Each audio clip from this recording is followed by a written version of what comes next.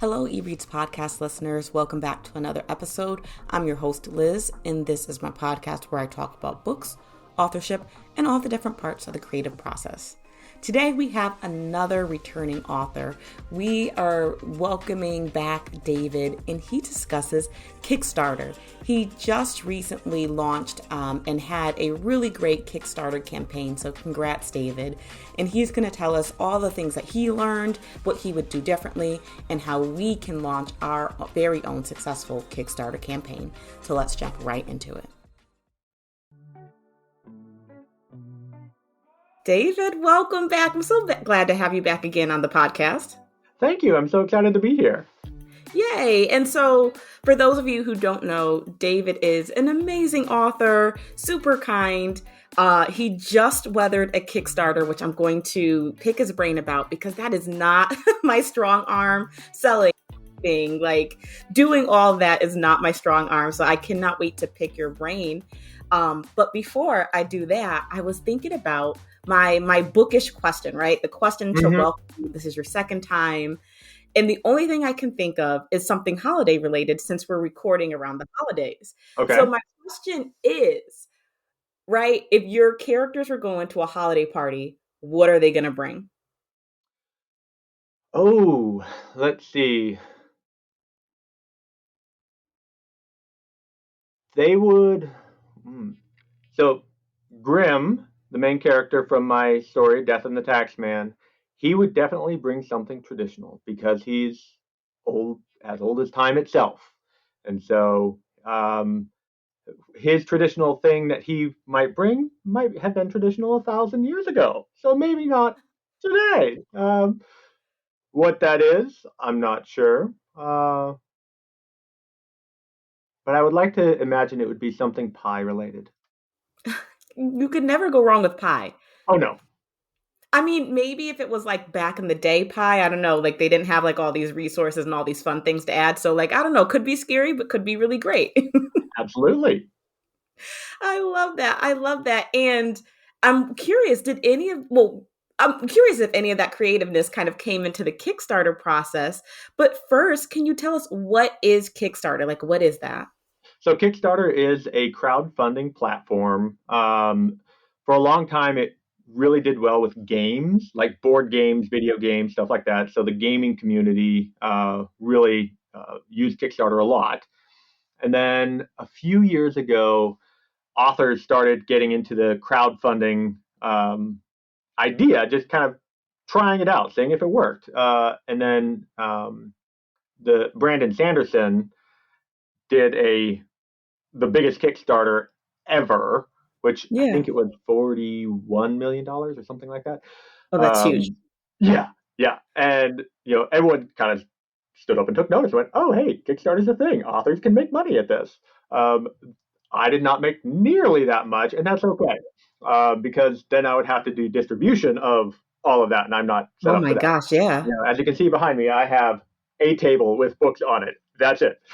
But yeah, Kickstarter as a crowdfunding platform, it's something where it's an all or none. So you set your goal of, I need to make this much money to do my thing, to produce my book. And then people pledge and say, yep, I will pledge X amount at your different tiers of, I want to get the paperback or the hardback or whatever it is that you have as your tiers. And then once you hit that funding mark and you get to the end of the Kickstarter, then people get charged and you get paid what they pledged. And then it is incumbent upon you, the creator, to send them whatever it was that you promised them for their pledge. Kind of like way back in the 80s and 90s when you'd have those telethon things. I don't know if you ever saw those where they're like, pledge $70 right now and you'll get this lovely pin. Yeah. Okay. That's a great connection. Absolutely. Okay. And I like that. So like you said, all or nothing. So like if you don't hit your mark, do you get nothing? You get nothing. Yep. Wow. Okay. And that happens on Kickstarter. So a lot of the usefulness of Kickstarter, you get out of it what you put into it. So as I was getting into Kickstarter, I studied a lot of them. and I backed quite a few of them just to see how the Mm-hmm. process worked and to Right. get some good books. And and so as I was doing that, I saw some that they didn't provide very good sales copy. Not poor information. I didn't really understand what it was that their book was about, what it was they were providing, when they were going to provide the book, that kind of stuff. And as a customer, I look at it and go, Right. but on the flip side, there are others that are very well done, lots of information, an engaging story, um, and that I'm more likely to back, and as do other people. Okay, that makes sense. And so like I know people say like to do your research before you do a Kickstarter, but sometimes I'm like, okay, like what does that look like? And so that was really helpful in thinking about like looking at like is the product clear, right? Like, we've all kind of had that experience. Like you walk through a store, you see a commercial and you're just like, well, what is this about? And that's the quickest way like to lose your audience. So think about being clear, being engaging, um, being a creative, what did that process look like for you? Like, how did you go about formulating what you wanted this experience to be? So well, like you said, I started with the research. I looked at projects that were actually ongoing, past projects that had funded successfully, and some that had been unsuccessful. And then I found resources where the writing community is saying, hey, here's what I found. And people had written Oh, blogs nice. on it. There's a Facebook group called Kickstarter for Authors, run by Anthea Sharp, and it's fantastic. In fact, she just ran a Kickstarter to publish a book called Kickstarter for Authors, Oh, yay. Oh, uh, that's smart. Yeah. which I'm waiting to come in the mail right now. Yeah. But in that Facebook group, I could ask questions like, "Hey, can someone take a look at this? I feel like my pictures are too small or too big," and that kind of feedback where That's people so who had helpful. some experience, yeah, it really, really helped. Yeah. But then to create it, I realized looking at the ones that had been successful versus not, that it has to be in my voice. So it has a web Mm. page that Kickstarter calls the story. And so that story has to open with a hook. And then it tells a little bit about the story itself. And then it tells, hey, here's the different tiers that you can back at. And then here's, about the author and stuff like that. And I had to write it in my voice. So I'm writing lighthearted fantasy. So it had to be lighthearted, have some jokes in there and stuff like that. And when people read through, they went, oh, yeah, I can tell reading that and then reading the first chapter of your book, which I had linked, then it's in your voice. And so Oh, that that's so if I smart. Yeah. enjoy reading that page, I will enjoy reading this book. Oh, that's so smart and so clever because like sometimes these platforms don't give you like a lot of word length to really get to know the person. And Mhm. so like you have to be really quick and engaging. And so I love that idea of, okay, what would people get from like the first page of your novel, linking that and then making sure that the Kickstarter or, whatever platform you're using has that same voice. I love that. Yeah, and so the Kickstarter story, you can make it as long as you want. Um, but we authors, we like using words. Sales copy is not about words. It's about being brief, you know, Oh, get, good point. getting your point up front. Because think about when you go to Amazon, you read maybe 3 lines of the product and you're not reading the Yes, rest of the specs underneath. But absolutely. you got to get that bottom line up front. And then lots of pictures. And Oh, so I was like, okay. okay, have a paragraph or two, then a picture. And that keeps people engaged because when you see big blocks of text as a Yes. customer, no one reads it. Right, that's so intimidating. Oh, that's so Mhm. sm yeah. Was it hard to kind of put on that, like, advertising hat? Like, how was that for you making that shift? I mean, it seems like it's very creative throughout, but kind of walk me through that. Um, yeah. So yes, advertising for me, it's a different way of thinking. Like writing that cover blurb on the back of my book. Oh Oh my my gosh. goodness, I cannot tell you That's so how much. daunting. Oh, yeah. And so the cover blurb on the back of the book, and then for the hardback, I did a dust jacket, which I'm still waiting for that to come in so I can see my first copy. But there's also a different blurb on the inside of the dust jacket. So I had to write 2 blurbs that weren't the same. I was like, oh no, how's that I done? know, like my heart, I could feel it. But yeah, kind of flipping the voice over into sales copy, I discovered that I started writing everything like that. Like my fiction writing started sounding like sales copy. I'm like, no, that's not right. Um, so yeah, switching that voice a little bit was kind of difficult for me, but I think it was effective because the Kickstarter funded at 595%, That's and nice. so I got That's so what I wonderful. needed to publish, and yeah, I'm working on getting the rewards out to the backers. Very nice. And so kind of tell us about, the rewards part, right? So like how did you set up your tiers? What has that process been like? So I'm a new author, so I was worried about having enough stuff for the tiers. Right. Um, and so this Death and the Taxman is my first novel. However, I've published a lot of short stories in various professional markets and anthologies. So I reached out to the editors, said, "Hey, could I get copies of the anthology at a wholesale, and then turn around and offer it at retail as part of the Kickstarter?" And so they all said yes. At widely varying wholesale rates. Like I had one that said they only charged me 25% of list price, and another one charged me 75% of list price. I was like, okay, well, it balances out to 50, so sure. Uh, and and so I got those, and I did some tiers. My initial tiers were just the ebook, the paperback, the hardback, Okay. and those were the most popular because that's what most of the backers wanted. And then I had bundled tiers that had a tier with Grimm's World. So the paperback and two anthologies that have had short stories in the same world. And then so a couple of other bundles. And then I was still worried that I didn't have enough stuff. So I talked to my illustrator, Sarah Yeah. Morrison, who does fantastic work on illustration. So this is her illustration for the short story Death and the Taxman that was in Writers of the Future, Volume 39. And I immediately, as soon as I saw it, I said, let's talk about book covers.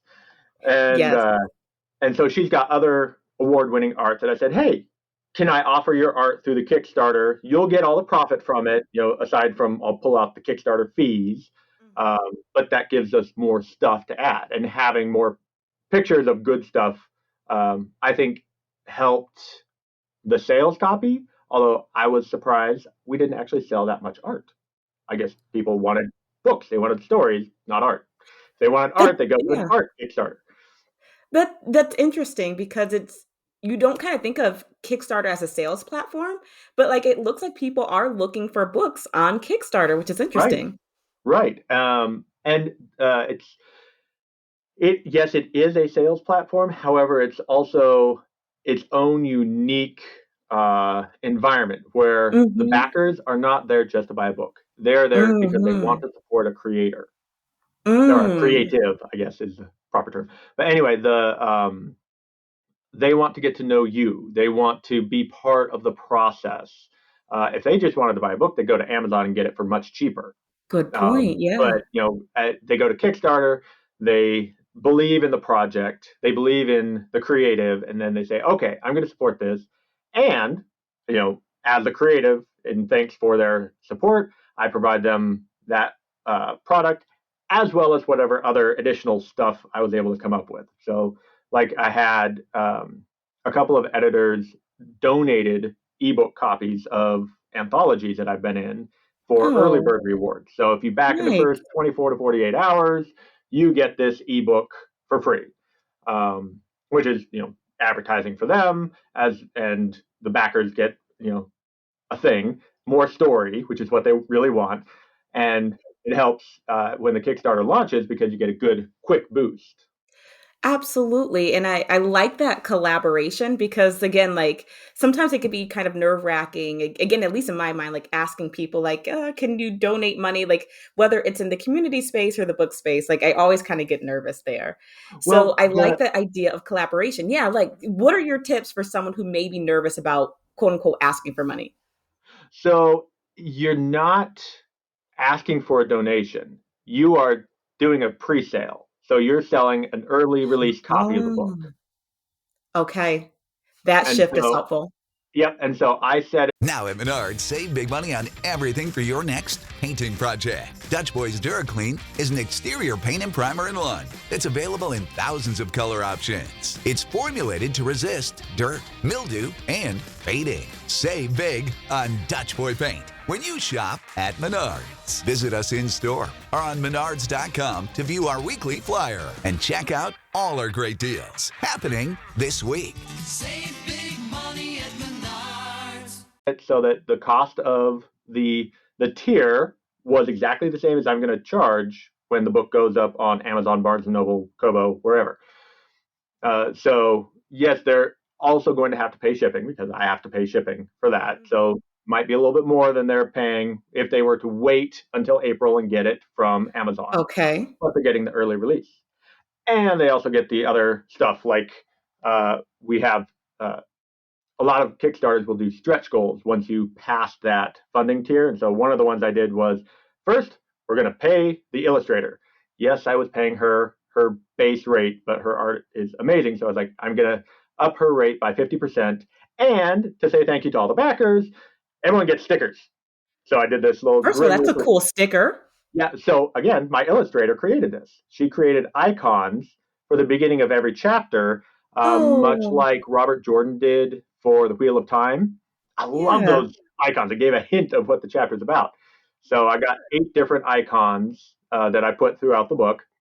And the first one, Grim, I made a sticker. And Oh, so that's all of my okay. backers at a physical backing level will have that sticker in their package. Oh, that's cool. Okay. All right. So my next question is, so someone's out there and they're like, okay, I want to do a Kickstarter. Where would you direct them to start, right? How should they just jump in? Like, how would you No. kind of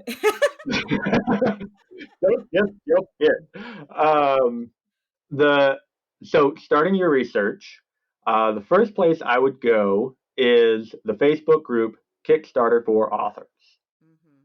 Uh, and it's a very interactive group. Lots of people that have run a lot of Kickstarters, new people who are just new to it asking questions, and they ask a lot of the same questions I came there with. And so I used the lovely search bar function and went, oh, hey, someone asked about international shipping. I can figure that out. All right. Oh, someone asked about this and that. And so that was a great research capability.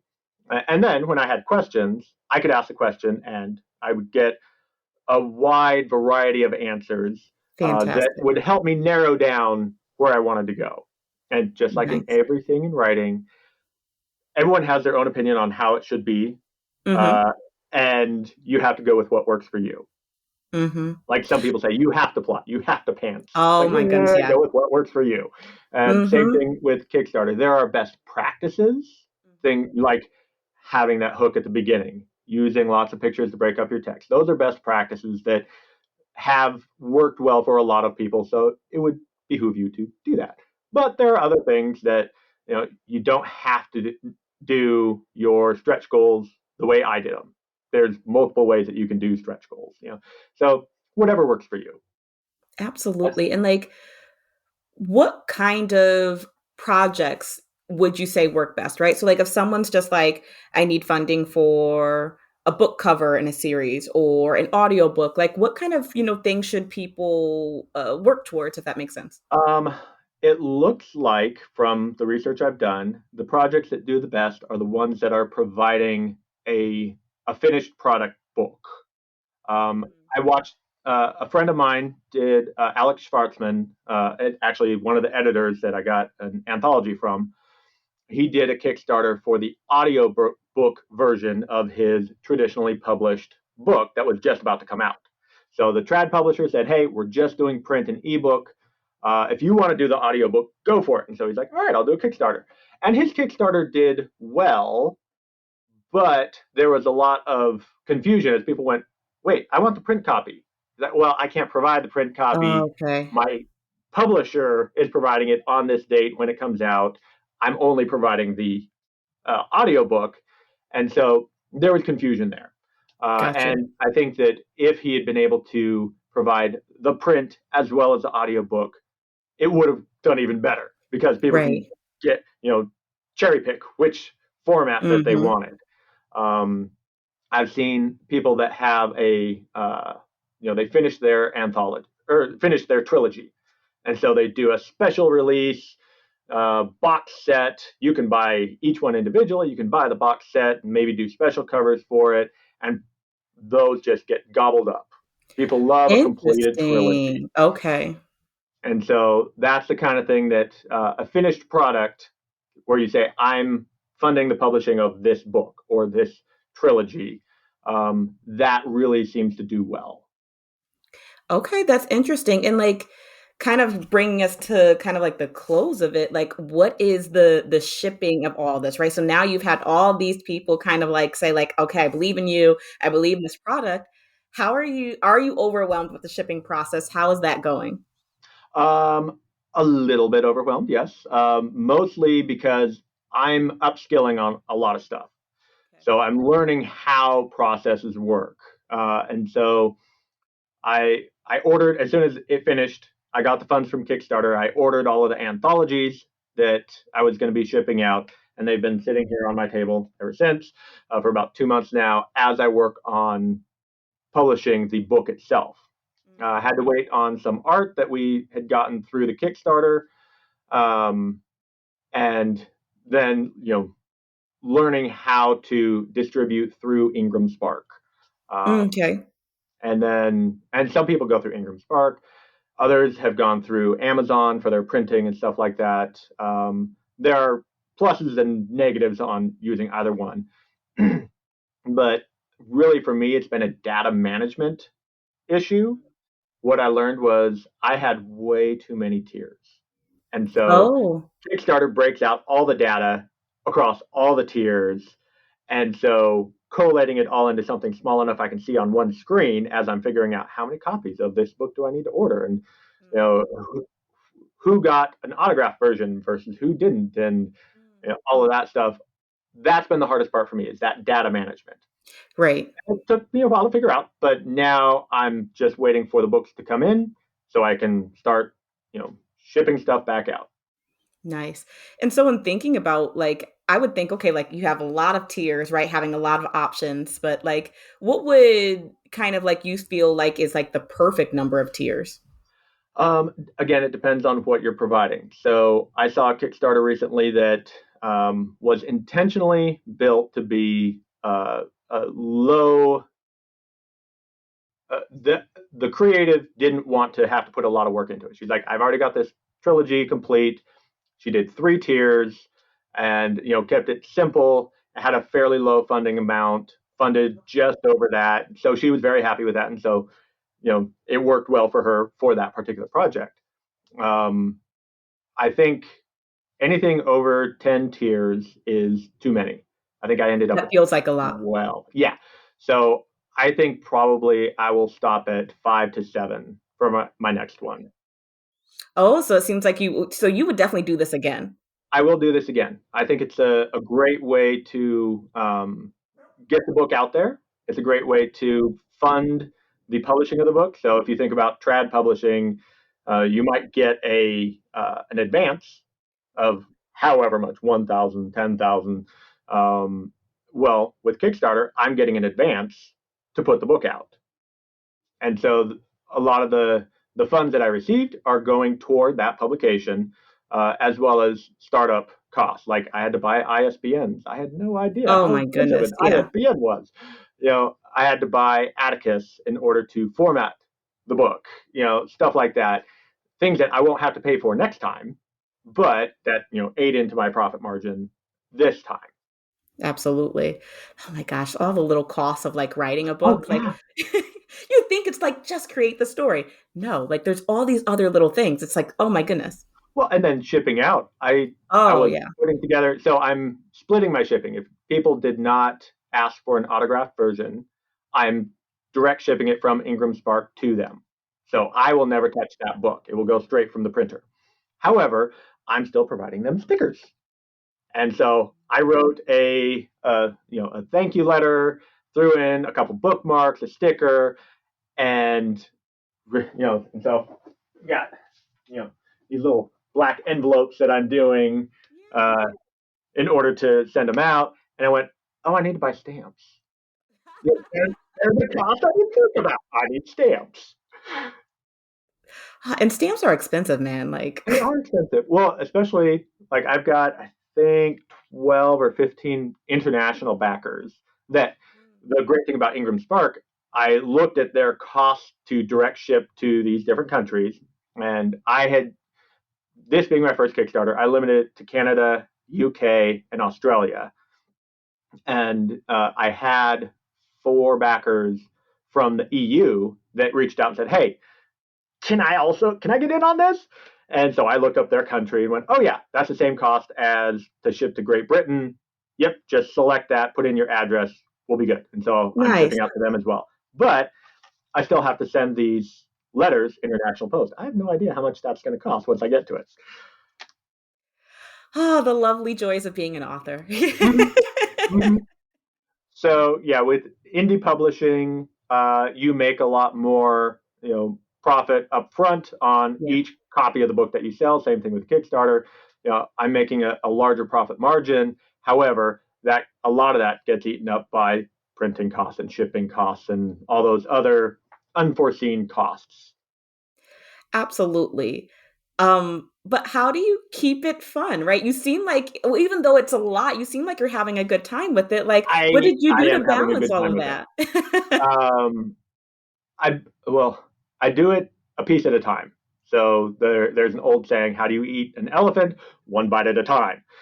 And so this is really kind of an elephant project for me because I've never done something like this at this scale. I have just over 200 backers, so that's you know a fair amount of data that I have to manage. Boxes I have to put together, and so maybe every week I've spent 1 or 2 mornings going, okay, let me do some data management, figure out what I need to order. All right, order a bunch of stuff. Okay, then next day, like yesterday, I went through and I stamped and labeled all the envelopes. And I love your Smart. coffee mug with the corgis. Yay. Yeah. My little corgi's over here taking his nap, thank God. Oh, very nice, very nice. And so yeah, it really to keep it fun, doing a little bit at a time. But I will admit that I kind of hit burnout at a couple points because part of Kickstarter is you have to advertise it. So I was doing social media overload. I did a 4-week Kickstarter, which is recommended time frame, and I hit social media burnout at week 3. And I was like, I need to make another post. I don't want to look at Facebook or Twitter or Instagram. I have to do this. And so the quality of my posts definitely went down in that last week. But, you know, as I hit the burnout, it's being able to figure out ways to step back, find the fun of it again, or just step back and, refresh the brain, read a good Mhm. book, go for a walk, stuff like that. Well, yeah, absolutely. And like, thank you for that reminder because, like, it does get to be a lot on this author's journey, especially when you are doing it the indie way because you're the marketer, you're the advertiser, you're the writer, you're like, you are Hmm. all the different hats, but you don't have to be all those things at the same time. And like, Right, I think it's so important that reminder of like recognizing when you need to step away because, like, it gets so sad. Like, you scroll on social media on like these like authors, different forums, and they're just like, I'm ready to give up. I don't want to do this anymore. Like, you don't right. want to get to that point. So like recognize like when you need to take a step away. Yeah, yeah. And the learning resilience is a difficult thing. And oftentimes we have to learn it by falling flat on our face.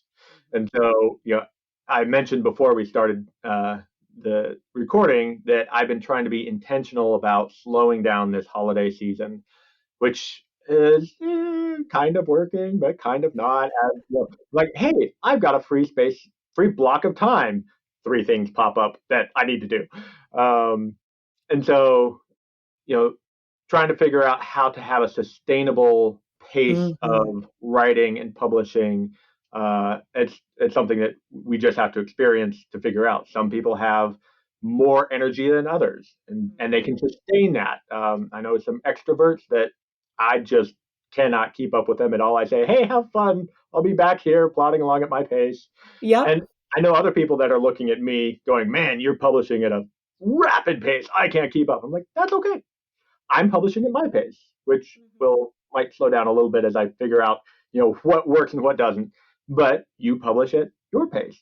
If it's not fun, why are we doing this? Because it's definitely not for the money, because this is not paying for my mortgage yet. Right? Not yet, but one day it One certainly day it will. Right.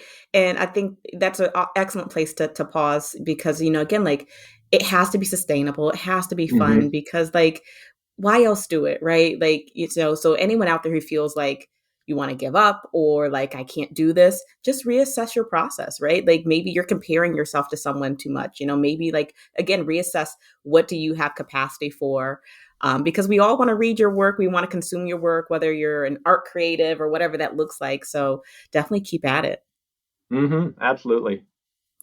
David, please tell us, how can folks connect with you? How can they get the book, which comes out on, well, I'll let you tell them the special day that it comes out on. Okay, so you can connect with me at my website, davidhankins.com, Hankins. And the book is Death and the Taxman, which publishes on April 15th, which is Tax Day 2024. And it will be available on all platforms. I'm going wide. And so I hope to have pre-orders up and ready by Christmas or New Year. So people will be able to get pre-orders. But yeah, Death and the Taxman, lighthearted fantasy story about the Grim Reaper trapped in an IRS agent's dying body.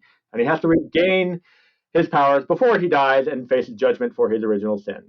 So that'll be coming out on Tax Day 2024. I love it. I love it. I love it. And listen, I cannot wait for more of the stories that you are telling. Oh, do you want to let folks know where can they get the anthologies or anything like that? Oh, so the anthologies, again, if you go to my website, davidhankins.com, I have a link there for stories that I've had published. And so each story, you can click on the cover and it'll take you to wherever it's being sold, whether that's Amazon or Barnes & Noble, wherever that story is available, that's where you can get the anthologies. Yay, fantastic. And again, please let me know when you are having your next Kickstarter. We would love to support it over here on eReads Podcast. And any last words, anything else you want to leave people with before I ask you my last question? Just the same thing I said last time we were here. When you are doing this writer thing and you feel like you can't do it anymore, just keep going. Perhaps that continuing forward is taking a step to the side. It might be taking a step back and relaxing for a little bit, but don't quit. Starting from a dead stop is much harder than starting from a slowdown. So find your pace, find your rhythm, and enjoy the writing journey. Absolutely. David, keep having fun in this author journey. Again, like your stories are so fun. And again, we just can't wait to see what you do next. Thank you very much. And thanks for having me on eReads. Absolutely.